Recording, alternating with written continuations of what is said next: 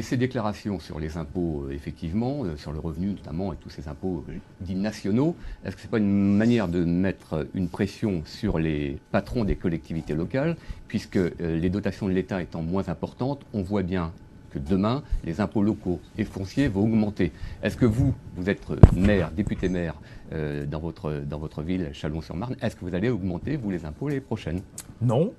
J'ai annoncé pendant ma campagne électorale que je les baisserai en 2016, avant d'ailleurs que l'État ne nous ponctionne les 12,5 milliards d'euros, et je précise tout de suite qu'il a raison de le faire. À partir du moment où les collectivités locales représentent 20% de la dépense publique, elles doivent représenter 20% de la réduction des déficits. Vous êtes prêt à faire des efforts? Donc il est normal qu'on fasse des efforts. Ce qui est gênant, c'est qu'on est les seuls à le faire. Ouais. Parce que l'État ne fait pas les économies. Il ne le fait que sur le dos des collectivités locales. Mais il est normal que les collectivités locales y participent à hauteur de ce qui a été fait.